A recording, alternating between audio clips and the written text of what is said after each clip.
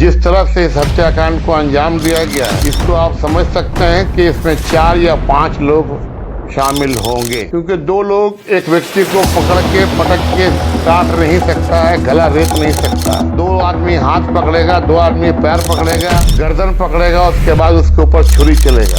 उसके बाद इस तरह की वारदात अगर अल्पसंख्यकों के साथ कहीं अत्याचार हो रहा है, किसी को कहीं मॉब लिंचिंग कर दिया गया या किसी को कहीं मार दिया गया, तो इस तरह की चीजों पर भी अल्पसंख्यक आयोग झारखंड राज्य अल्पसंख्यक आयोग के अध्यक्ष और सदस्यों ने धनबाद दौरे के दौरान सर्किट हाउस में प्रेस वार्ता आयोजित की। इस दौरान जोरापोखर इलाके में हुए दिलशाद हत्याकांड पर आयोग ने पुलिस की कार्रवाई से असंतोष व्यक्त किया। आयोग के अध्यक्ष ने कहा कि दिलशाद हत्याकांड की जांच और दोषियों की गिरफ्तारी में पुलिस द्वारा की गई कार्रवाई संतोषजनक नहीं है। उन्होंने मामले की निष्पक्ष और तेज जांच की मांग की तथा दोषियों पर सख्त कार्रवाई सुनिश्चित करने के लिए प्रशासन को निर्देशित किया। आयोग सदस्यों ने पीड़ित परिवार को न्याय दिलाने का भरोसा दिलाया। प्रेस वार्ता में अल्पसंख्यक समुदाय की सुरक्षा और उनके अधिकारों के संरक्षण पर भी चर्चा की गई। आयोग के इस दौरा और प्रेस वार्ता से स्थानीय स्तर पर दिलशाद हत्याकांड को लेकर नई बहस छिड़ गई है। पीड़ित परिवार और अल्पसंख्यक समुदाय अब आयोग के हस्तक्षेप से न्याय की उम्मीद लगाए हुए हैं। आपके धनबाद पहुंची है और दिलशाद अंसारी हत्याकांड की जांच के लिए और पुलिस द्वारा जो की जा रही है अभी तक जांच की प्रगति को देखने के लिए और पीड़ित परिवार के आंसू को पोंछने के लिए सरकार की तरफ से माननीय मुख्यमंत्री आदरणीय हेमंत सोरेन जी ने अल्पसंख्यक आयोग का गठन किया। धनबाद तो मैं पहले भी आया हूँ रिव्यू मीटिंग में, जो जिला प्रशासन द्वारा जो तमाम कल्याणकारी योजनाओं को देखने के लिए, लेकिन इस बार हम लोगों का जो विशेष करके ये दौरा है, ये दिलशाद अंसारी हत्याकांड की जांच के ही प्रति सारा फोकस है। सबसे पहले हम लोग झरिया स्थित उर्लाडी में उनके घर पर गए। दिलशाद अंसारी मरहूम के परिवार से मिला, उनके पिता से मिलने का काम किए, उनकी मां से मुलाकात किया। मां कई बार बेहोश हो गई, हम लोगों के सामने 2 बार बेहोश हो गई। जाहिर सी बात है, किसी का भी औलाद अगर जाता है और जिस क्रूरता के साथ ये हत्याकांड को अंजाम दिया गया है, किसी को लगता है कि गुस्से में मार दिया या एक्सीडेंटल मर गया, वो एक अजीब दूसरी स्टोरी होती है। लेकिन यहाँ पर समझ में आता है कि बहुत ही क्रूरता के साथ, जैसे लगता है कि बहुत नफरत भरा हुआ था और उस हत्याकांड से कोई, जिन लोगों ने इस हत्या को अंजाम दिया, एक पैगाम देना चाहता है कि देखो इस तरह से मारा जा सकता है। जैसे जानवर को पटक के गला रेत कर ज़बह किया जाता है, उस तरह से इंसान की हत्या मैंने पहली बार देखी। और आप लोग समझ सकते हैं कि उसका वीडियो और फुटेज सोशल मीडिया में, मीडिया के द्वारा तो हो सकता है थोड़ा हाइड करके आप लोग दिखाते हैं, लेकिन सोशल मीडिया के द्वारा पूरे देश दुनिया ने देखा। तो पिछले दिनों हम लोग और पहले आते, लेकिन हजारीबाग में लगातार 2 घटनाएं घट गई। उस एक ट्रिपल मर्डर हुआ, उसके कुछ ही दिनों के बाद एक भैया ट्रिपल मर्डर के बाद फिर एक बच्ची, एक 11 साल की बच्ची, उसका 4 साल का भाई गायब हुआ और उसके बाद उन लोगों की बॉडी मिली। तो हम लोग वहाँ चले गए, हजारीबाग चले गए और धनबाद आने में इसीलिए डिले हुआ। लेकिन आने से पहले प्रशासन को हम लोगों ने आयोग के तरफ से, भैया बैठिए, आयोग के तरफ से एक पत्र लिखा एसएसपी साहब के नाम पर, जिस पर हम लोगों ने इस हत्याकांड की सारी रिपोर्ट चाही और मैंने एसएसपी साहब से फोन पे बात भी किया। उन्होंने आश्वासन दिया कि 2 दिनों के अंदर इस हत्याकांड को हम लोग उजागर कर देंगे, और हुआ भी यूं ही कि हत्याकांड के 2 आरोपी सामने तो आए, एक महिला है और एक लड़का जो है, जो खुद को उसके निशानदेही पर जब पुलिस की दबिश पड़ी तो वो सरेंडर किया। तो हमारा आपके माध्यम से अभी प्रशासन के भी कुछ पदाधिकारी आए थे और सिटी एसपी साहब आए थे, एसडीओ साहब आए थे। तमाम लोगों से मैंने यही बातें कही कि जिस तरह का ये हत्या है, ये कोई 2 व्यक्ति नहीं कर सकता। इसमें कम से कम 4 या 5 लोगों की जरूरत पड़ेगी। एक बेजुबान जानवर को भी आप पटक के मौके काटने की कोशिश करते हैं तो वो थड़फड़ाता है, हाथ पकड़िएगा तो पैर छूट जाएगा, पैर पकड़िएगा तो हाथ छूट जाएगा। फिर गर्दन पकड़ने के लिए एक आदमी चाहिए होता है, उसके बाद कोई आदमी उसके ऊपर से छुरी चला सकता है। ऐसे में किसी एक व्यक्ति का या 2 व्यक्ति का, एक महिला एक पुरुष के द्वारा ये हत्या को अंजाम दिया गया है, ये बात किसी को गले से नहीं उतरती। और इस बात से, जिस तरह से इस हत्याकांड को अंजाम दिया गया है, इसको आप समझ सकते हैं कि इसमें 4 या 5 लोग शामिल होंगे, क्योंकि 2 लोग एक व्यक्ति को पकड़ के पटक के काट नहीं सकता है, गला रेत नहीं सकता है। 2 आदमी हाथ पकड़ेगा, 2 आदमी पैर पकड़ेगा, गर्दन पकड़ेगा, उसके बाद उसके ऊपर छुरी चलेगा। तो मैंने प्रशासन के जो भी लोग आए थे, सिटी एसपी साहब आए थे, एडीओ साहब आए थे, और आपके माध्यम से भी मैं यही कहना चाहूँगा जिला प्रशासन से, हमारे धनबाद के सीनियर एसपी साहब से भी, कि आप जो व्यक्ति सरेंडर किया है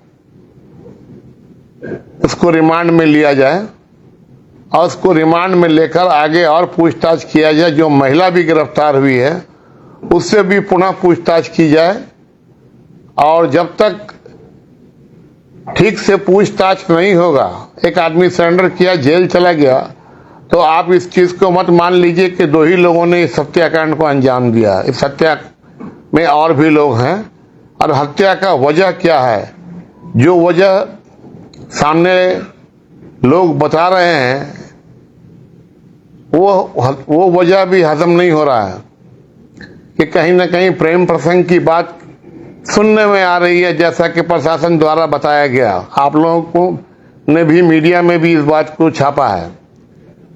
तो प्रेम प्रसंग करने वाला, जो प्रेम करने वाला था, वो तो हत्यारा उसके साथ था।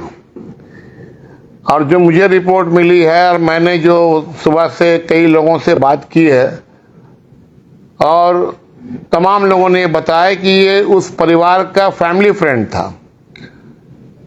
लड़की के बाप से भी, माँ से भी, लड़की से भी, पूरे परिवार से इसका संबंध था, ताल्लुकात था, और ये कहीं ना कहीं उस परिवार का फाइनेंसर भी था, साथ में कारोबार भी करता था। तो मुझे लगता है कि कहीं ना कहीं कोई और भी बड़ी साजिश है, कोई और बड़ा खुलासा होना बाकी है। मुझे यकीन है कि धनबाद पुलिस इस चीज को उजागर करेगी, और जो और भी लोग, जो और चेहरे हैं इस हत्याकांड में, जो अभी सामने नहीं आए हैं, वो भी बहुत जल्द सामने आ जाएंगे। मैं आपके माध्यम से जिला प्रशासन से कहना चाहता हूं, हमारे एसएसपी साहब से कहना चाहता हूं कि आप इस मामले को बहुत ही सीरियसली देखिए, और तमाम एविडेंस जो सबूत हैं, जैसे छुरा बरामद हो गया, तो उस छुरे में किसी का फिंगरप्रिंट्स भी होगा। अगर पुलिस ने उसको चतुराई से उठाया होगा उस छुरा को, तो उस छुरे में फिंगरप्रिंट्स भी मिल जाएगा और बहुत सारे सबूत हैं, कोई तो गवाह मिल सकता है। तो इस पूरे मामले को कायदे से गवाहों का बयान लिया जाए, कायदे से गवाहों को रेडी करके उन लोगों का 164 का बयान करवाया जाए, ताकि आने वाले दिनों में सिर्फ गिरफ्तारी हो जाए और 2 महीना 4 महीना 6 महीना में उसकी जमानत हो जाए और हथियारे तमाम बाहर आ जाएं। ऐसा ना हो, बल्कि उसको सजा करवाया जाए और फास्ट ट्रैक में ट्रायल करवा के उसको भी सजा दी जाए, ताकि आने वाले दिनों में इस तरह का घिनौना अपराध कोई न करे। यही अपराधियों के हौसले बुलंद है, ऐसा लग रहा है क्या?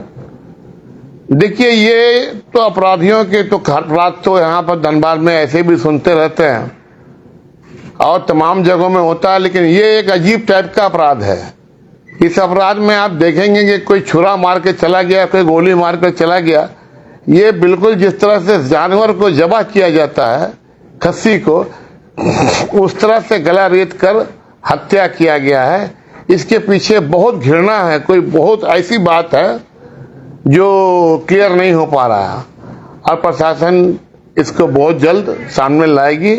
जिला पुलिस से मुझे उम्मीद है हमारे माननीय मुख्यमंत्री आदरणीय हेमंत सोरेन जी के राज में, हमारे आदरणीय हेमंत सोरेन जी के राज में इस तरह के अपराध की कोई जगह नहीं है और माननीय मुख्यमंत्री का सख्त निर्देश है कि इस तरह के अपराधियों को खुला नहीं छोड़ा जा सकता, सख्ती से निपटा जाए। हम लोगों को अल्पसंख्यक आयोग का भी गठन माननीय मुख्यमंत्री ने इसी काम के लिए किया कि कहीं भी कोई अपराध होता है, किसी पे कोई जुल्म होता है, तो आप जाकर वहां पर सबसे पहले तो पीड़ित परिवार का आंसू पोंछने का काम कीजिए, ताकि उस परिवार को ये एहसास हो कि हमें पूछने के लिए सरकार का कोई प्रतिनिधि आया है, और उसके बाद उसको इंसाफ दिलाने का काम कीजिए। पुलिस अब तक जो जांच की है, आप उससे संतुष्ट हैं या नहीं? मैंने कहा ना कि अभी तो ये बहुत शुरुआती दौर है। अभी तक क्या कहिएगा, ये 2 व्यक्ति के बारे में तो संतुष्ट नहीं है, लेकिन पुलिस भी इस बात को समझ रही कि 2 व्यक्ति के द्वारा इतना बड़ा अपराध नहीं किया जा सकता, किसी को भटक के गला नहीं रेता जा सकता। तो आगे आने वाले दिनों में देखेंगे और हम लोग उसके बाद में मैंने बात किया अभी सिटी एसपी साहब से कि तमाम रिपोर्ट को देखने के बाद हम लोग आपके आने वाले दिनों में 10 दिनों तक देखेंगे किस तरह से आप इस चीज़ को सामने लाते हैं, और दूसरे अपराधियों को सामने लाने के बाद पूरे मामले का जब खुलासा होगा, उसके बाद ही आयोग की टीम अपना रिपोर्ट सरकार को पेश करेगी। रिमांड में ले रही है पुलिस? जी, अभी तो सिटी एसपी ने कहा है कि रिमांड में ले रही, कल आ जाएगा। रिमांड में लेकर पूछताछ करने की जरूरत है। प्रेम प्रसंग का जो थ्योरी पुलिस बता रही है, उससे आप संतुष्ट हैं? नहीं, मैं क्या, आप लोग भी संतुष्ट नहीं होंगे, लेकिन चूंकि आप लोगों को जो बताया जाता है आप लोग वो लिख देते हैं, लेकिन आप लोग भी उसको पूरी तरह से हजम नहीं कर पाए होंगे, इसलिए कि एज डिफरेंसेस भी है। उस महिला का एज और उस लड़के का जिसको मारा गया उसके एज में भी काफी फर्क है। कुछ और मामला